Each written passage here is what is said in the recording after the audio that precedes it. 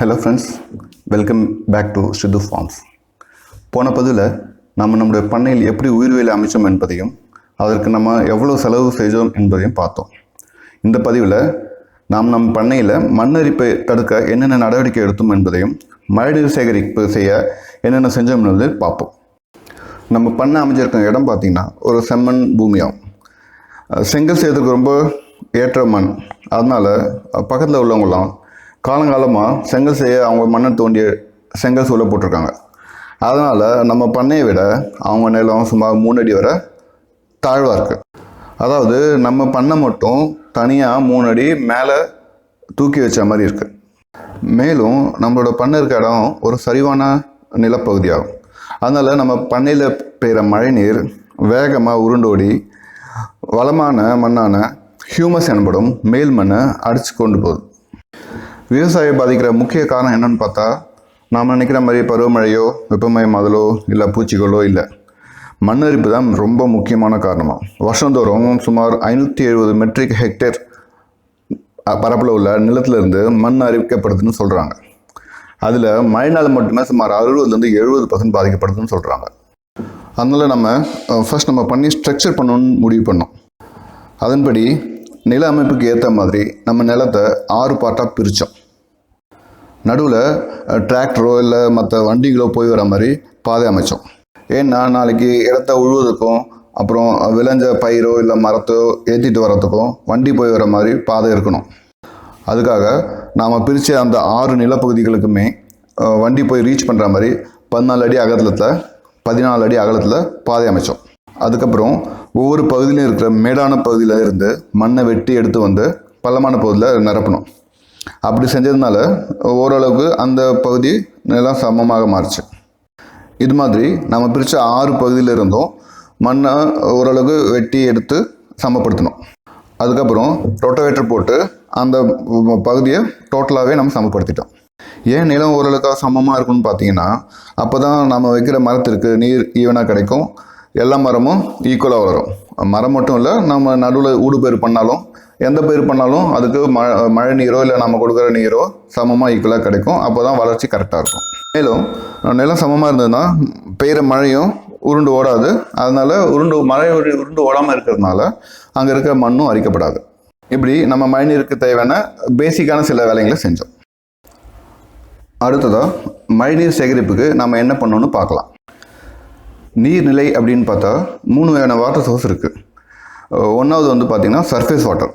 Surface வாட்டர்னால் நிலத்துக்கு மேல் பகுதியில் இருக்க நீர் நிலை. இது ஆறு, ஏரி, குளம் என நம்ம எக்ஸாம்பிள் சொல்லலாம். இரண்டாவது பார்த்திங்கன்னா சப்சாயில் வாட்டர் சோர்ஸ். சப்சாயில்னால் மண்ணடி நீர். இது தரைக்கு கீழே மண்ணுக்கு அடியில் இருக்க வாட்டர் சோர்ஸ் ஆகும். இதுக்கு உதாரணம் சொல்லணும்னா கிணறு. மூணாவது பார்த்திங்கன்னா கிரவுண்ட் வாட்டர் சோர்ஸ். இது பூமிக்கு நடுவில் பாறைக்கு நடுவில் பல வருஷமாக இல்லை அந்த பாறைங்களை உருவான சமயத்தில் அதுக்கு கீழே ட்ராப் ஆன நீர்நிலைன்னு சொல்லலாம், ரன்னிங் வாட்டர் சொல்லலாம், இல்லை ஒரு பெரிய நீர்த்தேக்கம்னு சொல்லலாம், அதாவது அக்விஃபயர். நம்ம இந்த 3 வகையான நீர்நிலையுமே வந்து ரீசார்ஜ் பண்ணணும்னு பிளான் பண்ணோம். நம்ம இப்போது ஆல்ரெடி நம்ம நிலத்தை ஸ்ட்ரக்சர் பண்ணிகிட்ருக்கோம். ஸோ முதல்ல நம்ம மண்ணடி நீர், அதாவது சப்சாயில் வாட்டர் சோர்ஸ் அப்படின்னு சொல்கிறோம் இல்லையா, அதை ஃபஸ்ட்டு நம்ம இது கூட சேர்த்தே பண்ணிடலாம் அப்படின்னு சொல்லிட்டு பிளான் பண்ணோம். நம்ம ஏற்கனவே நம்ம நிலத்தை சரிவான நிலத்தை நம்ம ஸ்ட்ரக்சர் பண்ணி சமமாக மாற்றணும். ஸோ இதனால் என்ன ஆகுதுன்னா மழை நீர் உண்டு ஓடாது. ஆனாலுமே கொஞ்சம் எக்ஸஸாக மழை பெய்யும் போது நீர் வெளியே போக தான் செய்யும். அதுக்கு என்ன பண்ணோம்னா, நம்ம நிலத்தை சுற்றி பண்ணையை சுற்றி மொத்த இடத்தையும் 2000 அடி நம்ம சுற்றி வந்தால் வருது, கிட்டத்தட்ட ஒரு 600 மீட்டர். அது மொத்த நீளத்துக்குமே சுற்றளவுக்குமே நம்ம வரப்பு உயர்த்தணும். ஏன்னா இந்த நம்ம ஸ்ட்ரக்சர் பண்ணும்போது வந்த எக்ஸ்ட்ரா மண் இது எல்லாத்தையுமே வச்சு 3 அடி உயரத்துக்கு வரப்பு உண்டாக்கணும். வரப்பு எதுக்கு உண்டாக்கணும்னு பார்த்தீங்கன்னா, நம்ம நிலப்பரப்பில் பெய்கிற மொத்த மழையும் நம்ம நிலப்பரப்புக்குள்ளேயே நிற்கும். அதனால தான் நம்ம இதெல்லாம் கரெக்டாக நம்ம முன்னோர்கள் யோசித்து பார்த்து வரப்பு உயர நீர் உயரும், நீர் உயர நெல் உயரும் அப்படின்னு சொன்னாங்க. அதாவது நம்ம வரப்பு உயர்ந்துச்சுன்னா ஆட்டோமேட்டிக்காக உள்ள தேங்குற நீரும் உயரும். ஸோ அந்த தண்ணியும் நம்ம மண்ணுக்கடியில் பெர்குலேட் ஆகும், ஊடுருவி போகும். அதனால் நம்ம மண்ணும் வளமாகும். இதுதான் முன்னோர்கள் கரெக்டாக சொல்லியிருக்காங்க.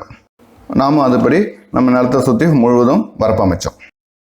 நம்ம நிலம் அமைஞ்சிருக்க பகுதியில் பார்த்திங்கன்னா ஆண்டு சராசரி மழை அளவு 1100 mm, அதாவது 110 சென்டிமீட்டர்.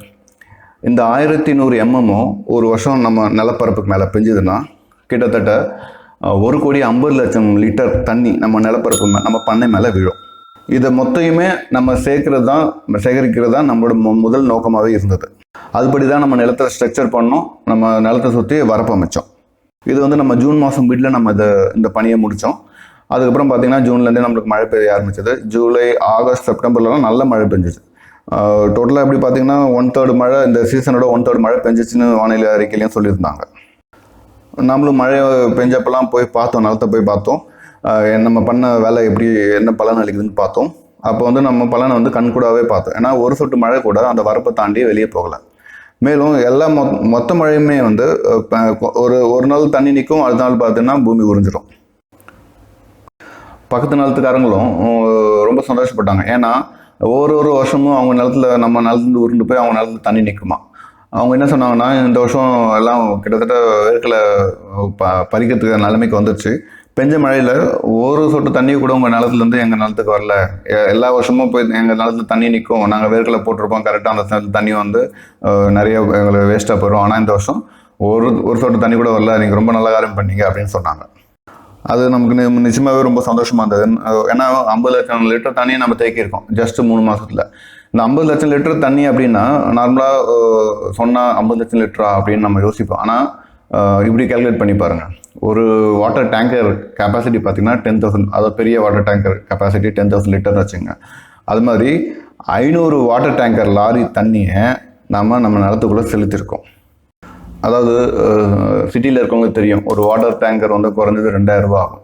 இப்போ 500 வாட்டர் டேங்கர்னால் 500 × 2,000 யோசிச்சு பாருங்கள். 10 லட்சம் ரூபாய் மதிப்புள்ள மழை நீரை, சுத்தமான மழை நீரை நம்ம நிலத்துக்குள்ளே நம்ம ஊடுருவ செஞ்சுருக்கோம்.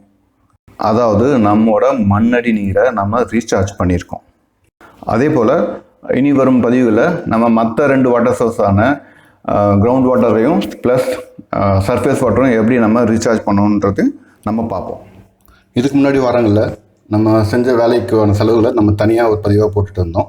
ஆனால் இந்த வாரம் நம்மளுக்கு ஜேசிபி செலவு மட்டும்தான்றதுனால இந்த பதிவு கூடயே நம்ம அது கொடுக்குறோம். டோட்டலாக நம்ம ஜேசிபியும் ரொட்டேவேட்டரும் நம்ம யூஸ் பண்ணியிருந்தோம். ஜேசிபி ஒரு 3 நாளைக்கு வேலை செஞ்சது. டோட்டலாக ஒரு 24 ஹவர்ஸ் ஒர்க் பண்ணாங்க. பர் ஹவர் 1,500 ரூபா வாங்கினாங்க. அதேமாதிரி ரொட்டேவேட்டரும் 3 மணி நேரம் வேலை செஞ்சாங்க. அது ஒரு 1,500 ரூபா வேலை வாங்கினாங்க. ஸோ ஆக மொத்தத்தில் 27 மணி நேரம் வேலை செஞ்சோம். 1,500 அந்த இதில் பார்க்கும்போது மொத்தம் ஒரு 30,000 ரூபா செலவாச்சு. என்னோட ஸ்ட்ரக்சரிங் வரப்பு கட்டுறதுக்குமே 30,000 ரூபா செலவாச்சா நீங்கள் யோசிக்கலாம். ஆனால் ஒரு விஷயத்தை நீங்கள் கவனிங்க, நம்ம இது வரைக்கும் இந்த 3 மாதத்துலேயே 10 லட்ச ரூபா மதிப்புள்ள மழை நீரை சேகரிச்சிட்டோம். இது வந்து 3ல் ஒரு பகுதி மழை தான் பெஞ்சுது. ஒரு வருஷத்தில் மொத்தமும் கிட்டத்தட்ட இந்த விதத்தில் பார்த்தீங்கன்னா 30 லட்ச ரூபா அளவுள்ள மழை நீரை நம்ம நிலத்தில் சேர்க்க போகிறோம். இது இந்த ஒரு வருஷத்துக்குள்ள இனி வருங்காலங்களில் இந்த செலவு வச்சு நம்ம கண்டினியூ பண்ண போகிறோம். அதனால இது வந்து ஒரு பெரிய செலவே இல்லை.